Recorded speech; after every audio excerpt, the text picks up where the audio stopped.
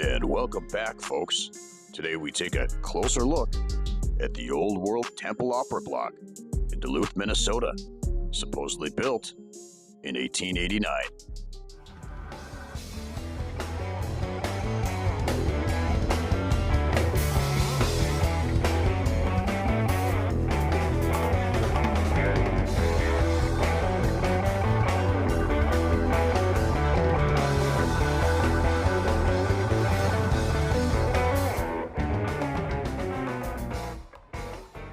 And today I will be quoting Duluth's grand old architecture, 1870 to 1940 by Tony Dearkins and Mary Ann C. Norton, and also referencing a March 2020 Duluth News Tribune article by author Tony Dearkins as well. Masons have made their mark on Duluth since before the Zenith City was even a city. They established Palestine Lodge number 79 in Duluth on January 29, 1870. With Colonel Joshua B. Culver installed as first Grand Master. When Duluth became a city 2 months later, in March 1870, Culver was elected the community's first mayor. Culver, a native of Tompkins, New York, was 25 when he moved to Superior, Wisconsin in 1855. The next year, he co-founded the towns of Fond du Lac, Minnesota, and Duluth, Minnesota, and built a sawmill and later a merchandise dock on the bay side of Lake Avenue. He also opened Duluth's first general store and served as its first postmaster. When the Civil War began, Culver enlisted in the 13th Michigan Infantry, which saw action in at least 10 major battles. He mustered out a colonel in July of 1865 and returned to Duluth. Duluth's Masons decided to replace the old wooden temple in 1888 and hired Charles McMillan and Edward Stebbins to design a grand Romanesque revival temple. Before drawings were complete, fire destroyed Duluth's Grand Opera House, and a separate opera house / Scottish Rite Theater was added to the plans. That addition led to the building's names, the Temple Opera House and the Temple Opera Block. Ironically, the Grand Opera House, built to replace a theater considered a fire trap, was itself destroyed by a fire that began in Gassers on a bitterly cold January night. The Daily News cited firefighting delays and blunders, including frozen water lines, for allowing the flames to grow out of control. Some speculated that the fire was caused by a mischievous mouse nibbling matches. The fire caused such intense heat, it cracked every window of the St. Louis Hotel across Superior Street. And I must mention that Duluth lost its first library in this fire. The Temple Opera Block originally featured an onion-shaped copper cupola with 4 circular windows. Its first 3 floors were faced in rough-hewn Arcadian brownstone, with a 2-story keyhole entryway to the first floor that included polished St. Cloud granite columns and pilasters and carved brownstone capitals, topped with a wrought iron balcony. The facade of the top 3 stories was faced in St. Louis brick, with terracotta and brownstone accents. Carved Masonic and Celtic symbols adorn the building. Inside, marble tile covered the floor, and marble wainscoting lined the walls. Every door, window, and baseboard was trimmed out in golden oak. The Masons used the 5th and 6th floors. The 5th included a banquet hall and ballroom. The 6th functioned as the Masons' Blue Lodge. Its ceiling held 4 skylights, as well as the dome's oculus. The ground floor operated as a retail storefront and was occupied for many years by a pharmacy. The 2nd, 3rd, and 4th floors were rented as offices, many of those providing music lessons. Half of the 2nd floor became the first home of the Duluth Public Library, and in 1893, home of the, quote, Minnehaha window. The library expanded and eventually outgrew its space, moving to a brand new facility in 1902. 2 years later, the Masons moved into a new temple along 2nd Street. After the Masons left, the building continued to serve as an office block. Unfortunately, the top 3 floors were removed in 1942 for reasons that remain unexplained. The retail storefront hosted pharmacies until the late 1950s when it became a hair salon. It sat vacant for some years until the 1980s when it housed a clothing shop, coffee shops, restaurants, and a computer repair shop. The city purchased the Temple Opera Block in 2010 and later sold it to Bell Bank, which renovated its interior and opened in the spring of 2021. Before fire destroyed the city's Grand Opera House in January of 1889, Duluth's Masons were preparing to break ground on a new temple at the northeast corner of 2nd Avenue East and Superior Street. Following the blaze, plans were changed to include a second building behind the temple along the avenue, an opera house. Like the Masonic temple, it was tethered to. The opera house's exterior was a Romanesque revival design, enhanced with Moorish details.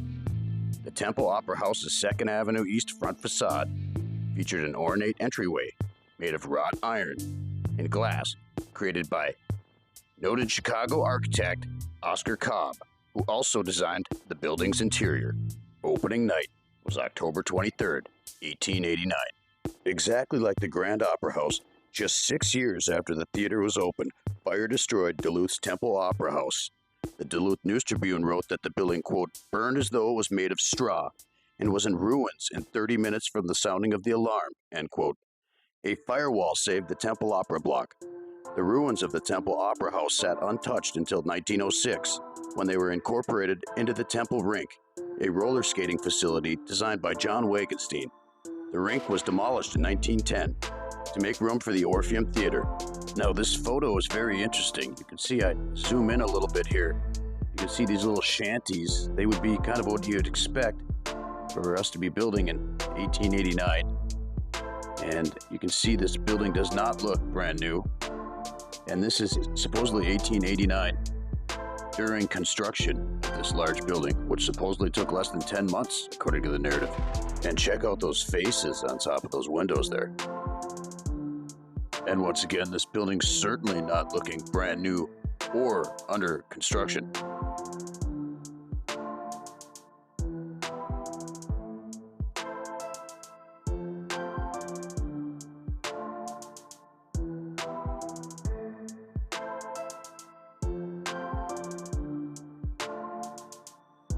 Yes, and here we have the supposed laying of the cornerstone in August of 1889.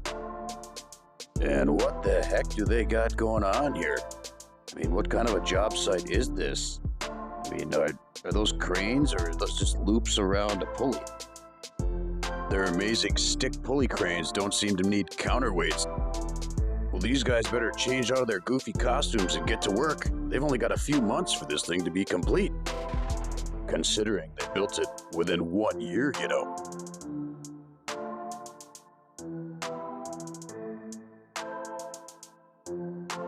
And where are all the materials? The brick, stone, all the mortar mixers? There's not even that much scaffolding on this front building. And they've got a lot of ways to go. I mean, they've only got one floor built, and it's August. And where are all the tradesmen and laborers anyway? I only see these three guys just hanging out on top of the Temple Opera House here. And I tell you, they don't seem to be making any speed records here in this picture. But of course they built it in 8 months. They just had better work ethic, bro. And here's a quick glimpse of the new Masonic temple that they had moved into just 6 years after building the Temple Opera Block in 1889.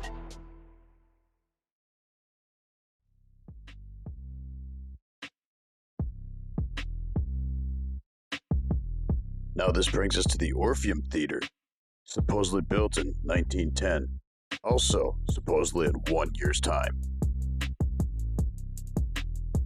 And she is primarily faced in common brick.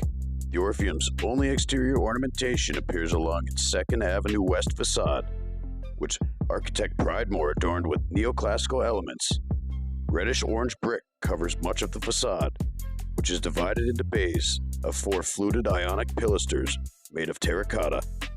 The pilasters appear to support a terracotta pediment that includes dentils, palmettes, and egg and dart moldings. An ornamental iron canopy originally covered the front entrance. And just look at all the old bricked in and buried windows.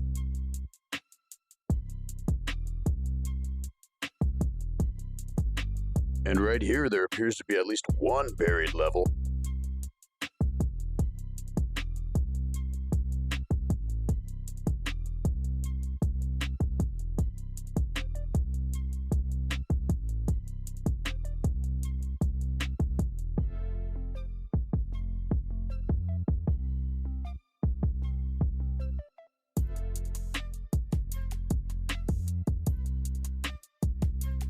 Looking at the pictures of the original 1889 Temple Opera House, I can't help but be reminded of the former Superior, Wisconsin Grand Opera House. Now, she was supposedly built in 1890 and also burned down. Geez, maybe we should look into just burning stones for heat, since it appears to be so darn flammable, and it's plentiful after all. Overall, this story is insane. Between the 6-year fires that left buildings of stone and brick destroyed while leaving even attached buildings unscathed, to the Masons controlling and continuing to lose our early libraries. And the build times, they tell us the granite was from St. Cloud, Minnesota, at the bottom of the state, and the bricks were from St. Louis, Missouri. But no problems putting this structure together in under 1 year, folks. And just look at the detail on the first 2 floors that they've left us with. Imagine the detail on the upper 3 floors that they took down, including that onion dome.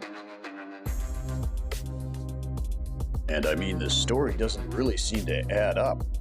After going through all of this to put up this structure, the Masons left after just 5 years. And they needed all this space, but they immediately rented out 3/4 of the building. And then after they tore down half the building, what's going on here? And what do you folks think? Please leave your comments below. And as always, thank you for watching. Please like, share, and subscribe.